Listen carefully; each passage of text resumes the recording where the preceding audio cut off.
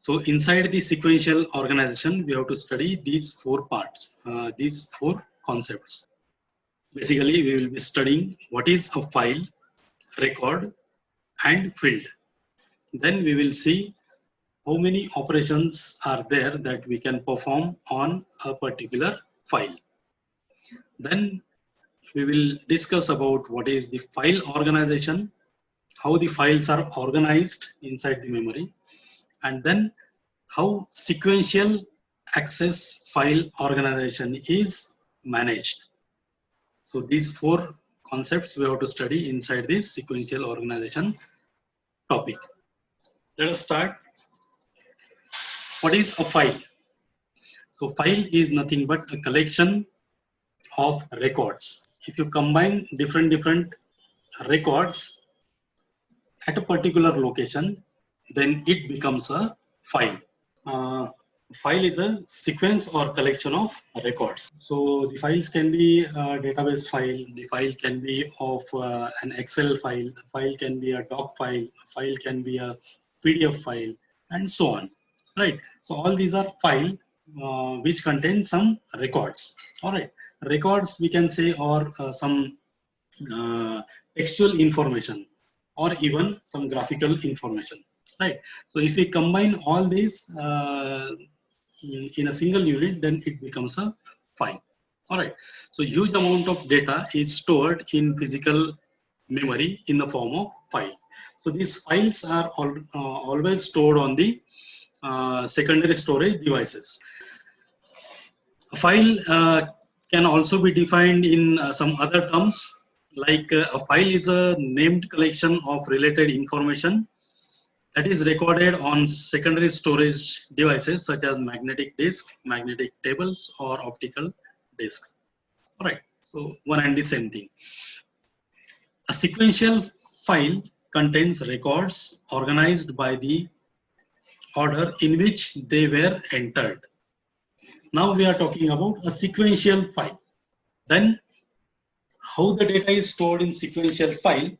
The data is stored in a sequential file in a particular order. All right. So the order will be what? As and when the new record is entered into a file, that record will actually be appended at the end of your file. All right. So suppose you have entered, let us say 5 records in a particular file. You are now adding one more record in your file.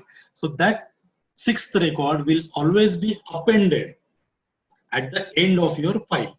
You are not allowed to enter that particular record in between the already existing records. So that is the meaning of sequential file. Records in sequential file can be read or written only sequentially. So there will be a strict sequence. As per that sequence only, the records will be read or written. The new records are added at the end of your file. It will always be appended at the end of your file. Sequential output is also useful for printing reports. So this is a various obvious reason why most of the file systems are sequential file systems, because we get the information in sequence.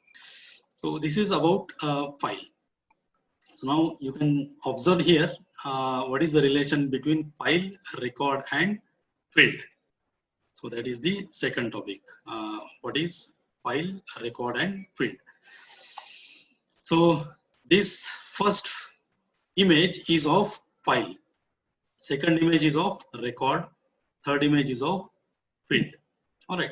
So you can observe here in the first image, a file is a collection of rows and columns. This is a new definition for file. All right. It is a collection of rows and columns. Now what is row? Row is this one. Observe the second figure. Row is nothing but a collection of, if for example we want to store the information of students in a particular file. All right. So let us say we have 65 students in second year class, and I have to record and I have to store the information about each and every student. So how many records will be created? Obviously, one record for every student, right?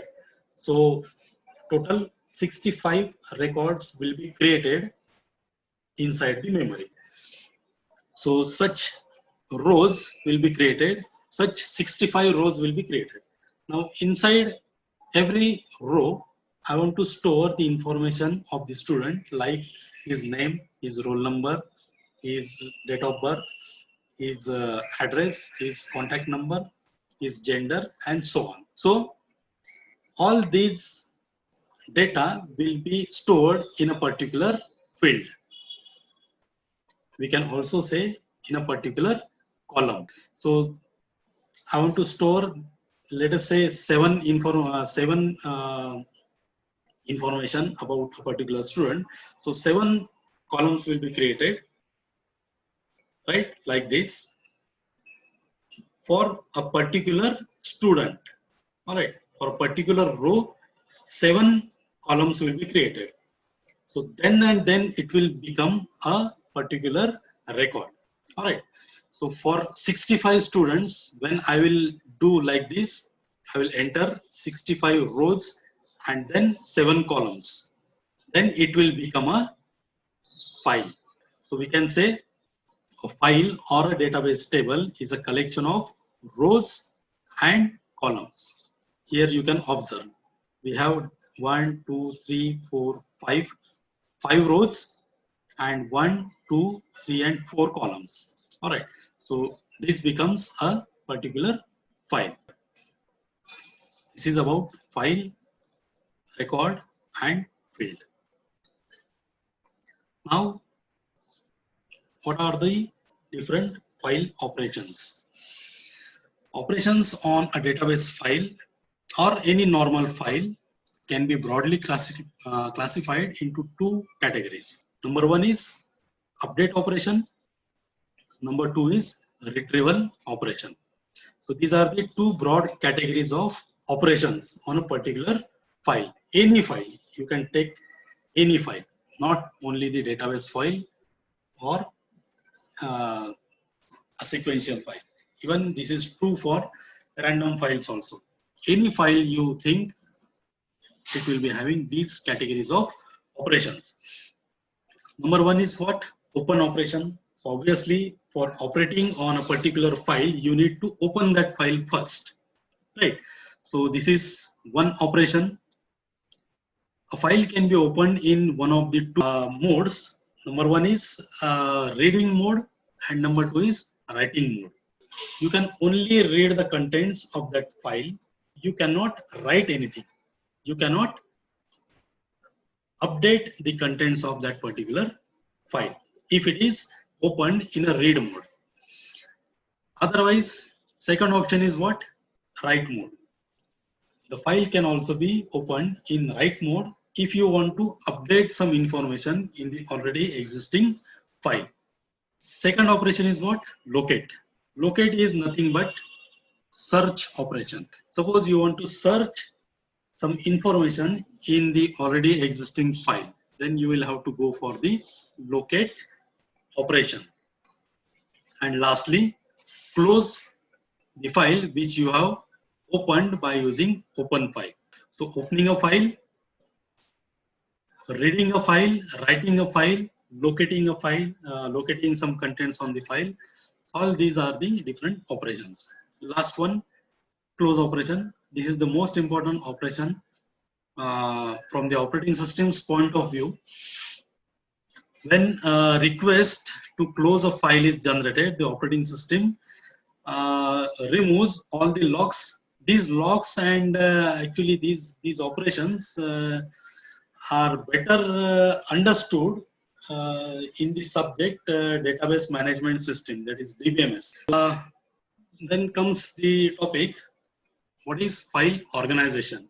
File organization refers to the logical relationships among various records that constitute a particular file.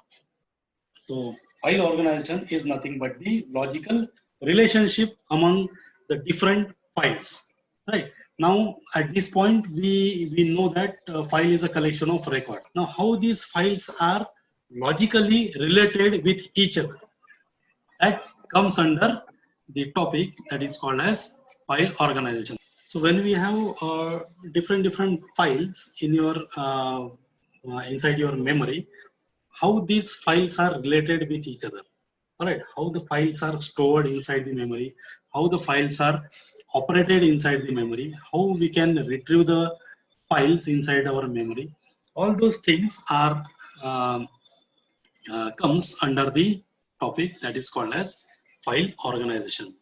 In simple terms, storing the files in certain order is called as file organization.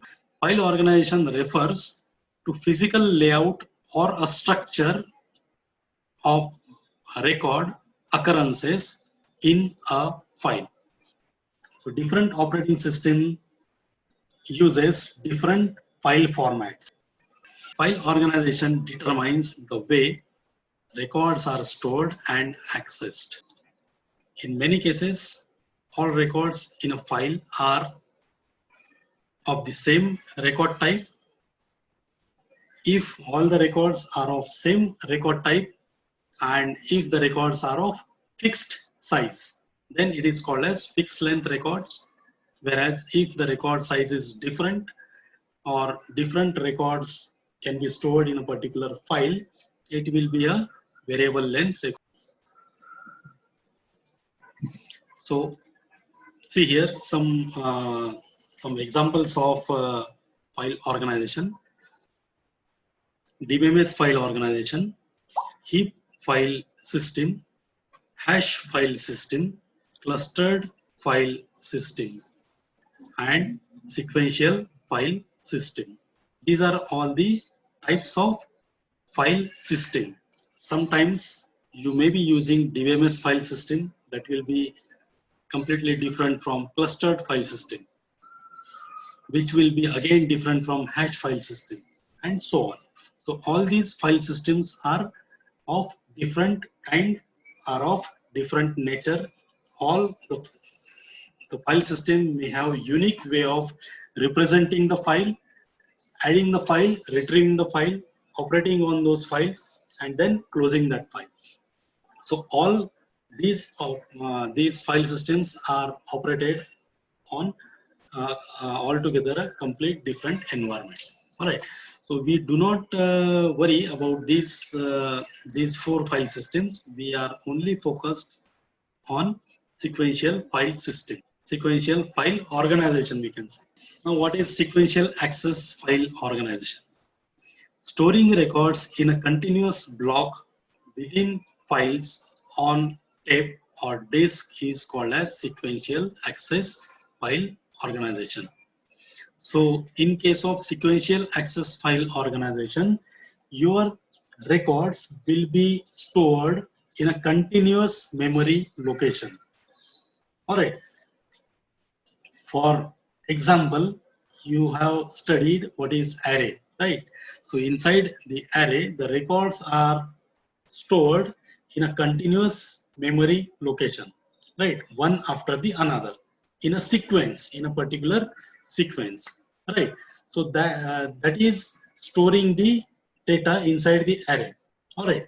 So this is similar in this scenario also. When we say sequential access file organization, we were talking about a particular array, but now here we have to talk about the complete file organization. All right. But the concept is same. Whatever we follow inside the array, similarly we have to follow inside the file organization. So inside the file organization, the records are stored in a continuous memory location. All right, there will be a group of memory locations or a group of chunks reserved for a particular file, and inside a particular file, you are going to enter some records. So all those records will be stored in a continuous memory location, one after the another in a particular sequence. That is called as sequential access file organization. All right. So all records are stored in a sequential order. The records are arranged in ascending or descending order of the key field. All right. Now here also one concept comes into picture, that is primary key or secondary key.